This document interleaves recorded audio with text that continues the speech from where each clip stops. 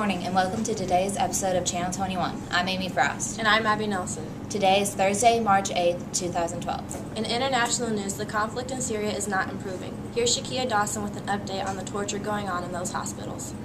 Syrian doctors tortured patients brought into a military hospital in the battered city of Homs, according to a hospital employee who filmed the apparent evidence. The video was broadcast by Britain's Channel 4 News Monday. The very graphic video, which the news channel said was filmed covertly, showed severely wounded men blindfolded and chained in hospital beds. A rubber whip and an electric cable sit on a table in one room. I have seen detainees being tortured by electrocution, whipping, beating with batons, and by breaking their legs, the employee told a French photojournalist who reportedly smuggled the video outside of Syria. The authenticity of the film could not be independently verified. The hospital employee said he tried to stop the shameful things that were happening, but was called a traitor. He said the torture was carried out by civilian and military surgeons and other medical staff, including nurses. It reportedly took place in the ambulance section, the prison ward, the X-ray department, and the extensive care unit. The footage was filmed over the past 3 months. U.S. and European governments have been pleading for Russia to think its anti-interventionist stance on Syria in what appeared to be an increasingly desperate effort for conscience among world powers to stop a crackdown that has killed more than 7,500 people. Thanks, Shakia. Shocking information. Around the nation, tornadoes have been sweeping across the Midwest. Here's Sarah Buchanan with the latest. March sure has kicked off to a rocky start as tornadoes swept across the country, primarily in the Midwest. The main states that have been affected include Indiana, Kentucky, Illinois, Ohio, Alabama, and Tennessee, where a collective 127 tornadoes were reported. In Harrisburg, Illinois, and Henryville, Indiana, the tornadoes were classified as EF4s. EF4 tornadoes are distinguished with winds up to 200 miles per hour, devastating damage, and the ability to throw cars. Unfortunately, an estimated 40 fatalities have resulted from these destructive tornadoes. Let's take a look. Among the places hardest hit, Harrisburg, Illinois, 175-mile-an-hour winds, 2 football fields wide, left 6 people dead. Homes were shredded, a strip mall flattened, entire buildings knocked off their foundations. It's just unreal. It's like a war zone if you haven't seen that area. Though these deadly tornadoes have frightened the U.S., they aren't a definite depiction of the rest of the season. All the U.S. can do is recover and rebuild stronger. Back to you guys. Please take tornadoes warnings very seriously. In other news, Girl Scout cookies are being delivered, but some Girl Scouts are not having good luck. I've got a report on one troop's bad luck. A guy came up and was asking how much are your cookies, and so we were telling him, and there was a guy in the car who was like, hey, hurry up, and so we thought, oh, the guy in the car, I guess he's going to buy cookies fast. But instead he grabs our cash box and runs over to the car. They drive off. I sort of hang on to the car, and it drags me a bit. So the one that was asking about the flavors took the money box and they drove off, and then one of our main girls, Rachel, she got hurt and because she was running after the car and she was holding onto the door. The troop may have to make up for the money that was stolen, but the public outcry should increase some donations for the troop. Local news, Rand Spoils put together the latest economic developments coming to Lincoln. January, it was announced that a new Aldi's will begin construction in late summer or early fall. A Dollar General will be built next to the current home of Daphne's restaurant, and a new Subway will take over the location previously known as Quiznos. There are existing businesses making changes this year also. Hunman Lumber and Alexander Lumber have merged and will use the Hunman building. The company plans to make updates and add more products to the store. In February, a Northbrook firm appeared before City Council to express interest in building an apartment complex behind Walmart. In addition, there are plans to build a health park at the site of the old Abraham Lincoln Memorial Hospital. As you can see, 2012 will be a big year in the economic growth of the city of Lincoln. Sounds like good things are coming. We need to support these local businesses in order to make sure they stay. In local sports, congratulations to the Cougars of Illini Central on their advancement into the boys basketball state tournament. They'll play tomorrow noon in Peoria for a chance at the state title. And now to John to see what's playing this weekend at the Lincoln Theater 4.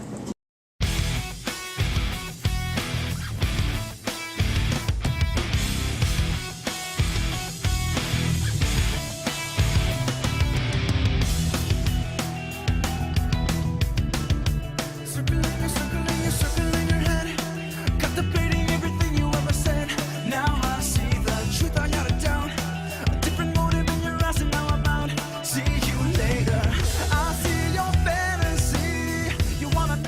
Thanks, John.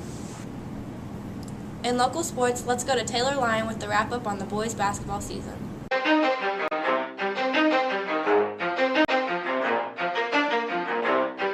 You ready? Let's go! Our season was good.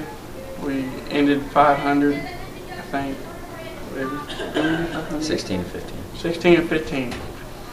And they tried their hardest, but it just wasn't good enough. I thought it was pretty good.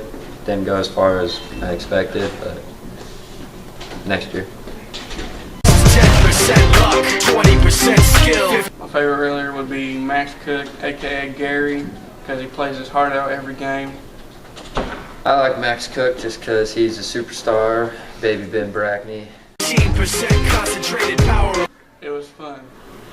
Yeah, that's what he said. And TGOD. Will, 5% pleasure, 50% pain, 100% reason to remember the name. 87% of the people at Jefferson School are living in poverty. And sadly, only 22% of them can financially afford the registration fee.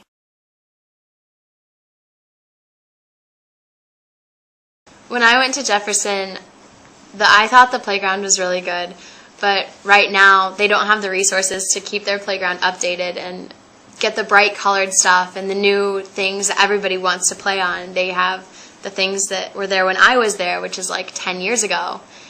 And it's not fair for those little children to only get, to play with dodgeballs and basketballs and stuff. They should get to play on the swings, and they should get to climb the monkey bars and do all the things that other kids are doing. It's a part of childhood, and without that, they're getting left out. This is why MediaCom has decided to adopt Jefferson to help them raise money.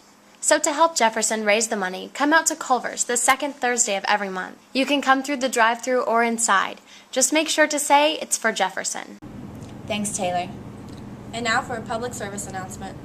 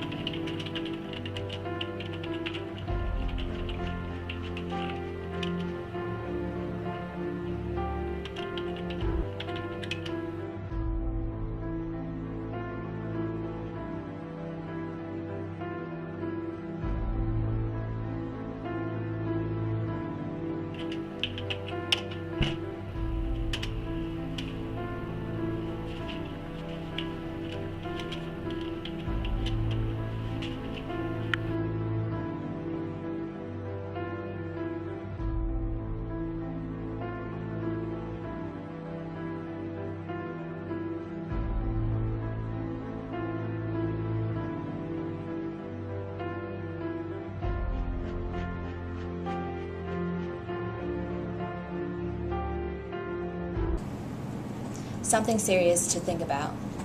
Ryan Dean takes us through the top 10 songs of the week. Let's take a look. What doesn't kill you makes you stronger. Stand a little taller. But I set fire to the rain.